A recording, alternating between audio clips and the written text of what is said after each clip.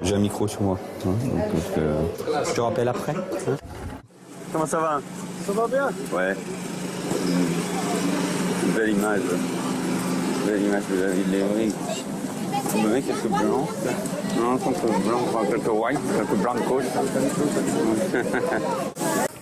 Alors Manuel Valls, on voit dans ce reportage que vous n'êtes pas toujours politiquement correct et à la fin vous ne l'êtes carrément pas. Quand vous dites qu'il n'y a pas assez de blancs, ça donne une mauvaise image de la ville. Oui, parce que évidemment avec les stands qu'il y avait là, le sentiment que la ville tout à coup, ça n'est que cela. Voilà, donc, comment ça n'est que cela? Et alors parce que vous dites que ça vous pouvez le dire, mais ça veut dire quoi? Qu'il faudrait amener des whites, des blancs, comme vous dites, pour faire une meilleure image. Je crois. Après les remous suscités par un reportage de Direct 8 la semaine dernière, où l'on voyait Manuel Valls déambuler dans les rues d'Evry, semblant regretter que la ville ne compte pas suffisamment de blancs,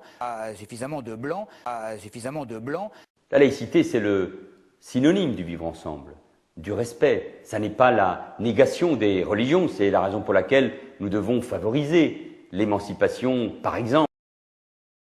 Les Juifs de France, comme le fait aujourd'hui le ministre de l'Intérieur, peuvent porter avec fierté leur kippa.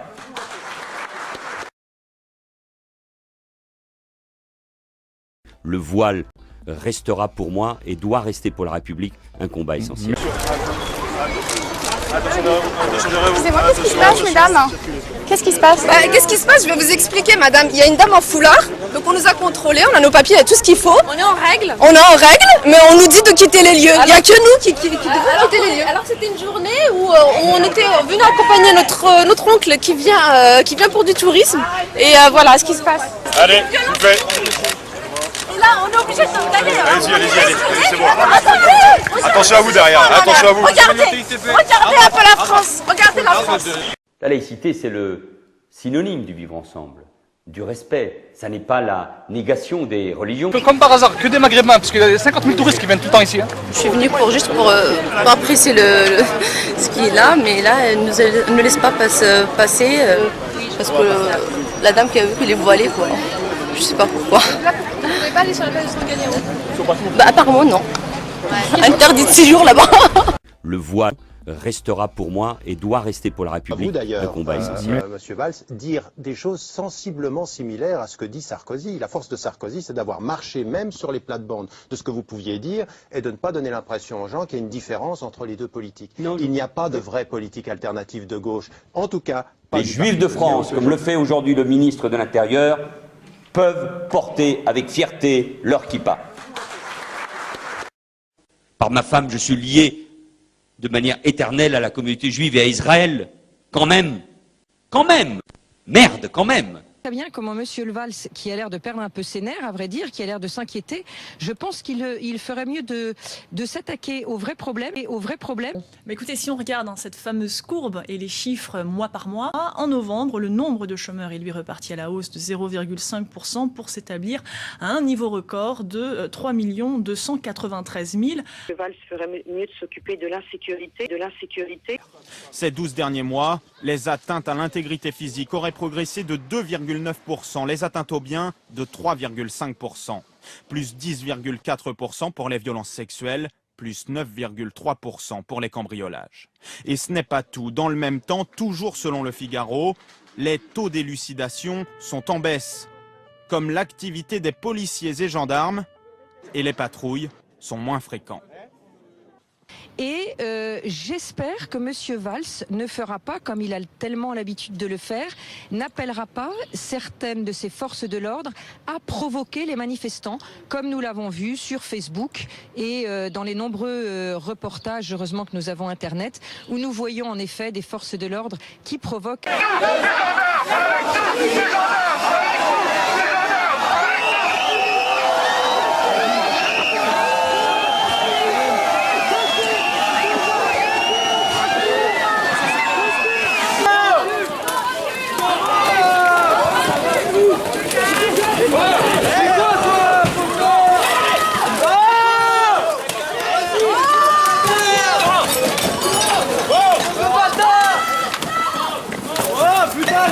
Il se dit, il faut faut que je fasse passer ces gens pour des casseurs. Je vais d'abord commencer en disant que l'attitude de Manuel Valls, son arrogance, sa virulence sont insupportables et inadmissibles. Monsieur le ministre, on vous demande des résultats, on vous demande de l'apaisement, pas de l'insulte.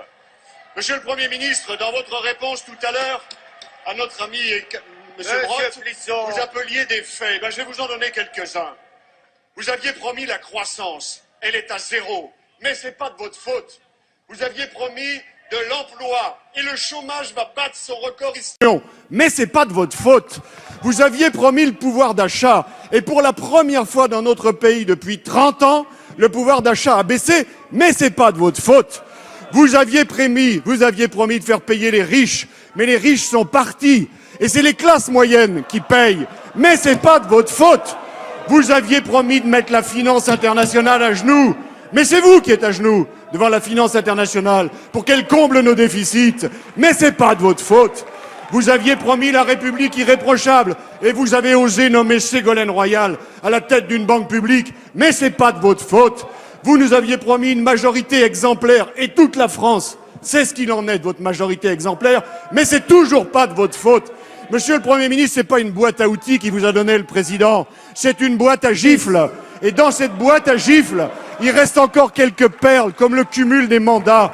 Le cumul des mandats que, mes chers collègues socialistes, vous vous êtes engagés à respecter dès le mois de septembre 2012, en promettant devant vos électeurs, la main sur le cœur, de démissionner de votre mandat local en septembre. Aucun de vous ne l'a fait. Mais c'est pas de votre faute, monsieur le Premier ministre. Alors, monsieur le Premier ministre, à force de dire que rien n'est de votre faute, à force de n'être responsable de rien, faudra pas vous étonner si un jour les Français vous disent « Mais qui est le Premier ministre dans ce pays ?» Ce ne sera pas de leur faute.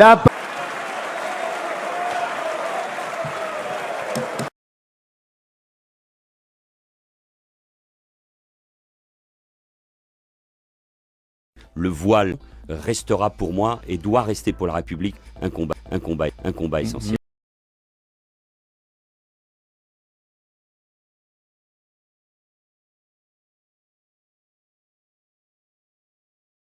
Mais moi, je considère qu'il est de la responsabilité d'un ministre, il est la responsabilité des politiques et des élus, de la société qui doit condamner monsieur Dieudonné Mbala et ce geste de ce Dieudonné qui ne fait plus rire personne depuis bien longtemps.